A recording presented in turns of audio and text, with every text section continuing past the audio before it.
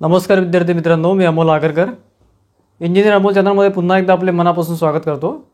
महावितरण भरती 2023-24 त्यानंतर तुमचं महाजनको भरती जे आपण त्याला महानिर्मिती म्हणतो, त्यामध्ये जे काही आता डॉक्युमेंट व्हेरिफिकेशन होणार आहे, फॉर एक्झाम्पल महाजनकोमध्ये जे काही कन्फर्म लिस्ट आहे त्याचं सुद्धा डॉक्युमेंट व्हेरिफिकेशन पुढच्या काही दिवसामध्ये येणारच आहे। त्याच्यामुळे त्याचं नोटिफिकेशन एक 2 ते 3 दिवसामध्ये या आठवड्यामध्ये साधारण येऊन जाईल, शुक्रवार शनिवारपर्यंत। आणि महावितरण वेटिंग लिस्ट जे काही 1800 1850 वगैरे वॅकन्सीज होत्या वेटिंग लिस्टच्या 6 आणि 7 तारखेला नोव्हेंबरला त्याचं डॉक्युमेंट व्हेरिफिकेशन आहे। बऱ्याचशा विद्यार्थ्यांचं डॉक्युमेंट व्हेरिफिकेशनबद्दल अजूनही कन्फ्युजन आहे। आपण वेळोवेळी ते क्लिअर करायचा प्रयत्न करतो, आपला जो काही अनुभव आहे त्यावरून तुम्हाला माहिती द्यायचा प्रयत्न करत असतो।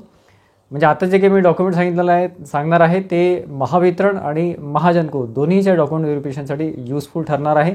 त्याच्यामुळे व्हिडिओ नीट ऐका, घाईघाईत व्हिडिओ बघू नका, परत तेच प्रश्न तुम्ही कमेंट बॉक्समध्ये विचारत असता, त्यामुळे व्हिडिओ नीट ऐका। त्यामध्ये सिस्टीम जनरेटेड ॲप्लिकेशन फॉर्ममध्ये जेव्हा तुम्ही अप्लाय करता, जेव्हा ऑनलाईन अप्लाय करता त्याची तुम्हाला प्रिंट काढावी लागते। बरेचसे जण प्रिंट काढत नाही, मला तसे सुद्धा प्रश्न आलेले आहे। सायबर कॅफेमध्ये आपण जर गेलो, तिथून जर फॉर्म भरला तर आपण प्रिंट घेतो, परंतु जर आपण घरून फॉर्म भरला किंवा मोबाईलवरून फॉर्म भरला तर आपण ते प्रिंट सहसा काढत नाही। तुमच्याकडे जर त्याची PDF असेल तर अजूनही प्रिंट काढून घ्या, जर प्रिंट नसेल तर डॉक्युमेंट व्हेरिफिकेशनला हजर राहणे जास्त आवश्यक आहे। आता शेवटचं तुम्हाला आता 6 आणि 7 तारीख आहे डॉक्युमेंट व्हेरिफिकेशनची, महावितरणची। महाजनकोला अजून वेळ आहे। ज्यांना महाजनकोला अजून वेळ असेल किंवा जे आता महाजनकोसाठी सिलेक्शन झालेलं असेल त्यांनी अजूनही जे काय आहे ते तुमचे प्रयत्न, तुमचे डॉक्युमेंट व्हेरिफिकेशनसाठी जे काय तुमचे डॉक्युमेंट नसतील ते अजूनही काढून घ्या, कारण की विद्यार्थी मित्र खूपच जास्त हलगर्जीपणा करतात आणि मग त्यांचं रिजेक्शन होते। महावितरणमध्ये असंच झालेलं आहे। सिस्टीम जनरेटेड ॲप्लिकेशन फॉर्म तुमच्याकडे असेल तर ठीक आहे, नसेल तर आता काही इलाज नाही, कारण 2-3 दिवस शिल्लक आहे। तुम्ही अटेंड करा DV आणि त्याच्यामध्ये तुम्हाला ते प्रोव्हाइड करतील रजिस्ट्रेशन नंबर, पासवर्ड वगैरे सगळं व्यवस्थित ठेवा, ते तुम्हाला प्रोव्हाइड करत असं त्यांनी स्वतः इथे सांगितलेलं आहे, ठीक आहे। त्यानंतर बघा SSCचे गुणपत्रक आणि प्रमाणपत्रक, SSC म्हणजे 10वीचे तुमचं मार्कशीट तुम्हाला लागेल। जी काही डेट असते फॉर्म सबमिशनची त्याच्या आधीचे लागतात, आता वेळेवरचे चालणार नाही। 10वीचे म्हणजे SSCचे तुमचं मार्कशीट आणि तुमचं प्रमाणपत्र म्हणजे बोर्ड सर्टिफिकेटवर डेट ऑफ बर्थ असते, त्याच्यामुळे TCची गरज नाही। हा प्रश्न मला असंख्य विद्यार्थी विचारतात। TC आणि बोर्ड सर्टिफिकेटचा एकच यूज आहे की ते डेट ऑफ बर्थसाठी यूज करतात, त्यासाठीच ते मागत असतात। जर TC नसेल तर बोर्ड सर्टिफिकेट द्या, बोर्ड सर्टिफिकेट नसेल तर TC द्या ऑब्व्हियसली, ठीक आहे। आणि त्यानंतर ITIचं सर्टिफिकेट, तुमचं ITIचं इलेक्ट्रिशियन वायरमन असेल किंवा तुम्ही जनकोमध्ये सिलेक्शन झालं असेल तर बाकीचे तुमचे ट्रेड्स असतील त्याचं तुमचं ITIचं सर्टिफिकेट, तुमचं जे काही फॉर्म सबमिशनची डेट आहे त्याच्या आधीचे जे काही डॉक्युमेंट लागतील ते फॉर्म सबमिशनच्या आधीचे लागतील, ठीक आहे। तुम्ही म्हणाल सर मी आत्ता 2 महिन्यात काढले, 2 महिन्यात मला सर्टिफिकेट मिळालं, तर ते चालणार नाही, तुम्ही रिजेक्शन तुमचं होईल, 100% रिजेक्शन होईल, ठीक आहे। काही डॉक्युमेंट असे आहेत, मी तुम्हाला सांगेल पुढे, जसं नॉन क्रिमिनल आहे, WR सर्टिफिकेट आहे, हे तुमच्या वेळेवरचे चालून जातात। हे आता डिपेंड आहे ते तिथे कसं काय तुम्हाला रिएक्ट करतात त्यावर डिपेंड आहे, सगळे डॉक्युमेंट वेळेवरचे चालत नाही। तुमचं अप्रेंटिस झालेले असेल, फॉर एक्झाम्पल महावितरण असेल तर तिन्ही कंपनीचे अप्रेंटिस त्यांनी घेतलेल्या होत्या, अप्रेंटिस असेल त्याचं सर्टिफिकेट तुम्हाला लागेल। जातीचे प्रमाणपत्र म्हणजे कास्ट सर्टिफिकेट तुमचं 2 वर्ष, 4 वर्ष, 5 वर्ष, 10 वर्ष आधीचं सुद्धा चालेल, त्याला काहीही हरकत नाही। तुम्हाला आताच काढलं पाहिजे असं नाही आहे, परंतु तुमचे एक्झाम डेट जी आहे, फॉर एक्झाम्पल फॉर्म सबमिशन जे आहे त्या डेटच्या आधीचं लागणार आहे। तुम्ही जेव्हा फॉर्म सबमिट केलं असेल ते 23-24मध्ये, तेव्हाचं तुम्हाला ते लागणार आहे। महाजनकोची जी डेट असेल त्यानुसार तुम्हाला ते लागणार आहे, ठीक आहे। त्यानंतर जात वैधता प्रमाणपत्र म्हणजे व्हॅलिडिटी सर्टिफिकेट, याचं टेन्शन घ्यायचं नाही, याचे फक्त तुम्हाला डॉक्युमेंट्स लागतात। जे काही आपण फॉर्म व्हॅलिडिटीसाठी जे काही डॉक्युमेंट सबमिट करत असतो त्याची माहिती तुम्हाला सेतू कार्यालयामध्ये भेटून देईल किंवा मी पण सांगायचा प्रयत्न करतो आता या व्हिडिओमध्ये, तर ते तुम्हाला फक्त ते डॉक्युमेंट कलेक्ट करून ठेवायचं आहे। ते समजा आता फॉर एक्झाम्पल 10 डॉक्युमेंट असतील, 10 पैकी तुमच्याकडे 5 असतील तरी चालेल, तुम्हाला काही ते रिजेक्ट करणार नाही। व्हॅलिडिटीसाठी ते सहसा रिजेक्ट करत नाही, ठीक आहे, लक्षात घ्या। 6 महिने वेळ देतात, तुमचं आधी डॉक्युमेंट व्हेरिफिकेशन होते, मग तुमचं जेव्हा फायनल लिस्ट लागते त्यानंतर जेव्हा जॉईनिंग होते तेव्हा तुम्हाला ते डॉक्युमेंट्स इथे द्यावं लागतात। म्हणजे डॉक्युमेंट म्हटल्यापेक्षा तेव्हा तुम्हाला ते टोकन नंबर द्यावा लागतं, त्यांच्या लेटरशिवाय तुम्हाला व्हॅलिडिटी मिळत नाही, त्याच्यामुळे ती नंतरची प्रोसेस आहे, त्यामुळे रिव्ह्यूमध्ये रिजेक्ट करणार नाही। त्यानंतर समांतर आरक्षणाचं तुमचं जे काही असेल, उदाहरण महिला आरक्षण आहे, एक्स सर्व्हिसमॅन आहे, स्पोर्ट्स आहे, स्पोर्ट्समध्ये व्हेरीफाईड सर्टिफिकेट लागते स्टेट किंवा नॅशनलचं। त्यानंतर तुमचं एक्स सर्व्हिसमॅन असेल तर तुम्हाला त्याचंसुद्धा सगळं सर्टिफिकेट लागतील। त्यानंतर तुमचं भूकंपग्रस्त आहे, प्रकल्पग्रस्त आहे, तर ते तुमचं सगळं सर्टिफिकेट व्यवस्थित ठेवा। तुमचं सिलेक्शन त्यामध्ये झालं असेल तुम्हाला ते डॉक्युमेंट त्यांनी जे सांगितलेलं आहे, जी काही जाहिरात असते जाहिरातीमध्ये डिटेल त्यांनी सांगितलेलं असते, आपण ती जाहिरात व्यवस्थित वाचतच नाही, आपण खूप घाईत असतो, आपल्याला दुनियाभराचे कामं असतात, आपण काहीच वाचत नाही। व्हिडिओ कोणी तुम्हाला समजून सांगते तर ते सुद्धा व्यवस्थित बघत नाही, व्हिडिओत क्लिक करतात आणि खाली कमेंट टाकतात, सर व्हॅलिडिटीचं काय? अरे व्हॅलिडिटीसाठी व्हिडिओ बघणं बाबा, व्हिडिओमध्ये सगळी माहिती दिलेली आहे, म्हणजे 2-4 मिनिटाचा व्हिडिओसुद्धा तुमच्याकडनं बघणं होत नाही। इतके विद्यार्थी आळशी असतात, पटकन तुम्हाला तुमची कमेंट असली की तुम्हाला रिप्लाय अपेक्षित असतो, तो व्हिडिओ जर नीट बघितला तर त्यामध्ये सुद्धा तुम्हाला रिप्लाय मिळतो. ठीक आहे. त्यानंतर बघा, अधिवास प्रमाणपत्र डोमेसाईल सर्टिफिकेट हे महाराष्ट्र राज्याचंच लागेल, दुसऱ्या राज्याचं चालणार नाही. ते नसेल तर तुम्ही ऑन स्पॉट रिजेक्ट होता. ते सुद्धा तुम्हाला फॉर्म सबमिशनच्या आधीच्या डेटचं लागेल, आता 2 महिन्यात काढलेलं चालणार नाही. ठीक आहे. त्यानंतर non criminal certificate. Non criminal certificate काही काही कॅटेगरीजला आवश्यक आहे. फॉर एक्झाम्पल ओबीसी आपण पकडू तर ओबीसीचं नॉन क्रिमिनल तुम्हाला सर्टिफिकेट लागेल. ते सर्टिफिकेट तुम्हाला जेव्हा फॉर्म सबमिट करतो तेव्हा व्हॅलिड असलेलं चालेल. ठीक आहे. जर तुमच्याकडे ते नसेलच तर आताचं काढून ठेवा, 1-2-3 महिन्यातलं काढून ठेवा. ॲक्च्युली ते चालत नाही, आधीचंच पाहिजे.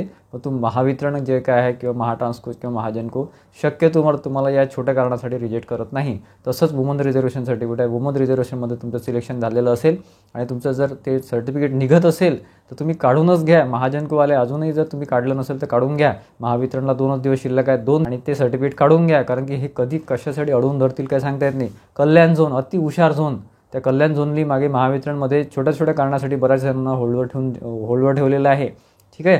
कल्याण झोनमध्ये वेगळा रूल, अमरावती झोनमध्ये वेगळा रूल आणि नांदेड झोनमध्ये वेगळा रूल, असं करतात. हे अशी नाटकं करतात. कंपनी एकच आहे, सगळ्या ठिकाणी रूल एकच असला पाहिजे, परंतु हे शहाणपणा करतात. काय की खूप शहाणे अतिहुशार लोक म्हणजे साधे UDC LDC असतात आणि स्वतःला म्हणजे MD पेक्षा जास्त समजतात.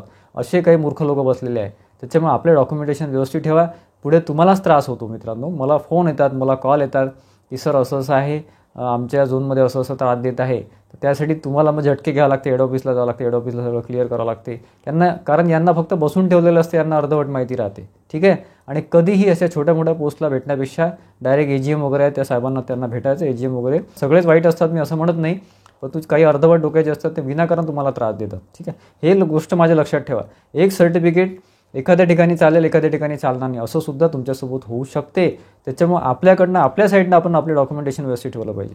शॉर्टमध्ये पटापट सांगतो, लक्षात घ्या. ऑनलाईन भरलेल्या फॉर्मची प्रिंट, त्यानंतर मराठी भाषा प्रमाणपत्र, मराठी लँग्वेज तुमचं 10वीमध्ये किंवा 12वीमध्ये किंवा कधीतरी तुमचं मराठी लँग्वेज असेल, विषय असेल, तुम्हाला कुठल्याही मराठी सर्टिफिकेटची गरज नाही. तुमच्या मार्कशीटवर ते दिसते.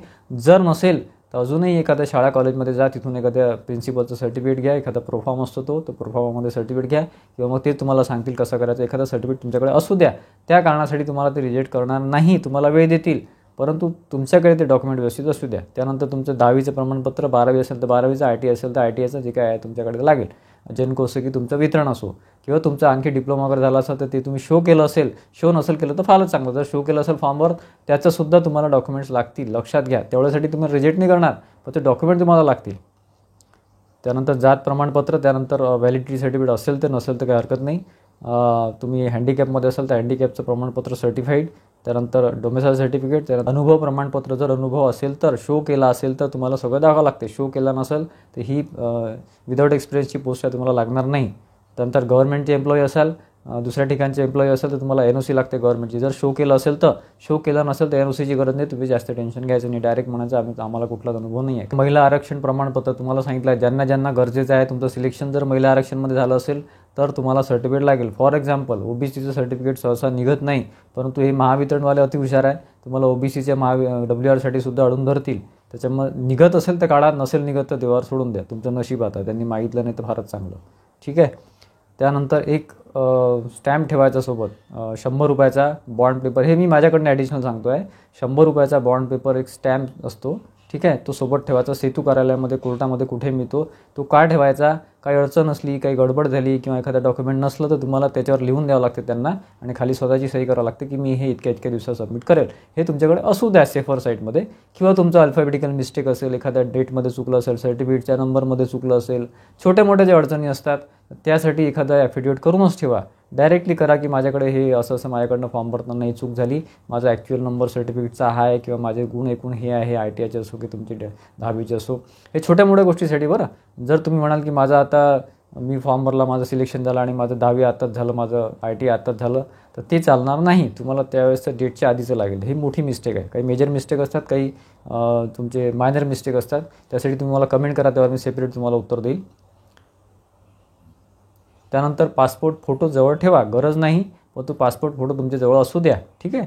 ते तुम्हाला कामात पडू शकतात. त्यानंतर एक अटेस्टेड कॉपी घ्यायची, एक ओरिजिनल कॉपी घ्यायची, पूर्ण बंच ओरिजिनल कॉपी घ्यायची जे काही डॉक्युमेंट्स मी सांगितले ते, आणि प्लस एक अटेस्टेड कॉपी, त्यावर तुमचं सेल्फ अटेस्टेड राहते म्हणजे स्वतःची सिग्नेचर राहते, आणि एक ॲडिशनल झेरॉक्स ठेवायची जी फक्त नॉर्मल घ्यायची, त्यावर कुठल्याच प्रकारचं अटेस्टेशन घ्यायचं नाही, वेळेवर त्यांनी सांगितलं तसं करायचं. जर आता वैधता प्रमाणपत्र नसेल तर मग डॉक्युमेंट कोणते लागते तुम्हाला फास्टमध्ये सांगतो, कारण हे एवढं महत्त्वाचं नाही आहे, पण तू या 10-15 पैकी तुमच्याकडे 4-5 जरी असतील, 2-3 जरी असतील तरी ते सोबत घेऊन जा. ठीक आहे.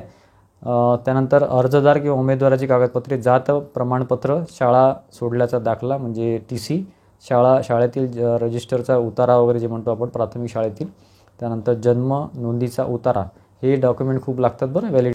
त्यानंतर वडिलांचे किंवा पालकांचे जे सर्टिफिकेट आहेत ते काय काय लागतात, त्यामध्ये तुमचं गाव नमुना 14 प्रमाणे, जन्म मृत्यूची नोंद, रजिस्टरचा उतारा.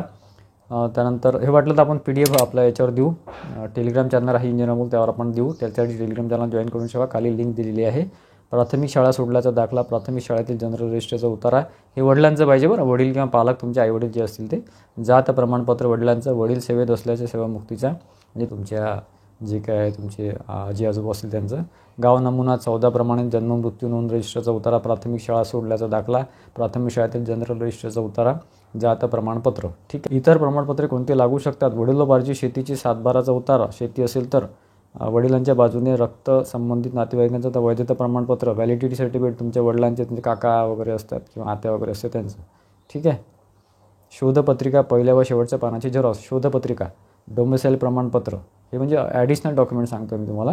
नावाबद्दल असतात प्रमाणपत्र, मूळ प्रमाणपत्र, कुटुंबाचे माहितीपत्रक. ठीक आहे. वाटलं मी तुम्हाला PDF तुमच्या ह्याच्यामध्ये शेअर करेल, आपलं जे इंजिनियर मूळ टेलिग्राम चॅनल आहे त्यावर शेअर करेल. व्हॅलिडिटीबद्दल आहे सगळं, आणि त्याच्या आधी जे सांगितले ते सगळे मेन डॉक्युमेंट्स आहे. या रिलेटेड तुमचे काही क्वेरीज असेल, तुम्हाला आणखी काही प्रश्न पडले असेल या व्यतिरिक्त, हेच जर प्रश्न विचारत असेल त्याचं उत्तर मी देणार नाही, परंतु या व्यतिरिक्त तुमचे जर काही प्रश्न असेल, महत्त्वाचे प्रश्न असेल, तर मला कमेंट बॉक्समध्ये कमेंट करा किंवा मला मेसेज करा, मी उत्तर द्यायचा प्रयत्न करेल. किंवा मग एखाद्या 2 दिवसामध्ये, एखाद्या अजून जेनकोला भरपूर वेळ आहे, कदाचित 8 दिवससुद्धा लागू शकतात DVसाठी, परंतु महावितरण प्रतीक्षा यादीचा DV हा 6 आणि 7 नोव्हेंबरला आहे. त्याच्यामुळे विद्यार्थी मित्रांनो कुठेच कमी पडू नका, कारण छोट्या छोट्या गोष्टीसाठी रिजेक्शन करू शकतात, हे त्यांच्या मनावर राहते. आणि हे जे LDC UDC असतात किंवा डेप्युटी मॅनेजर असतात त्यांना बरेचसे नॉलेज नसते, तिथे AGM असतात त्यांच्याशी बोलायचं, आणि मग तुम्हाला ते झटके घ्यायला लावतात. कधी एखाद्या झोनमध्ये ते त्रास देतात, एखाद्या झोनमध्ये ते लवकर ॲक्सेप्ट करतात. ठीक आहे. त्याच्यामुळे आपल्या साईडनं आपण व्यवस्थित राहतं, आपलं डॉक्युमेंटेशन व्यवस्थित पाहिजे, म्हणजे आपल्याला तिथे ऑन स्पॉट भांडता येते. आणि या व्यतिरिक्त काही अडचण आलं डॉक्युमेंटेशनमध्ये, महावितरणसाठी सांगतो आहे, जर काही अडचण आली तर मला कमेंट करा किंवा मला मेसेज करा, शक्यतो डायरेक्ट कॉल करू नका. आशा करतो की बऱ्यापैकी माहिती द्यायचा मी आजच्या व्हिडिओमध्ये प्रयत्न केलेला आहे. तुम्हाला आणखी काही कमेंट्स असतील तर मला कमेंट बॉक्समध्ये कमेंट करा, आपण त्यावर व्हिडिओ सेपरेट घ्यायचा प्रयत्न करू. आणि घाबरू नका, डॉक्युमेंट्स सगळं व्यवस्थित ठेवा, आपल्या साईडने कुठलीच चुकी करू नका. ठीक आहे. व्हिडिओ आवडला असेल तर व्हिडिओला लाईक करा आणि जास्तीत जास्त विद्यार्थ्यांमध्ये शेअर करा. आपलं चॅनल अजूनही सबस्क्राईब केलं नसेल तर सबस्क्राईब करा आणि बेल आयकॉन क्लिक करा, जेणेकरून तुम्हाला पुढचे अपडेट्स मिळत राहतील. धन्यवाद मित्रांनो.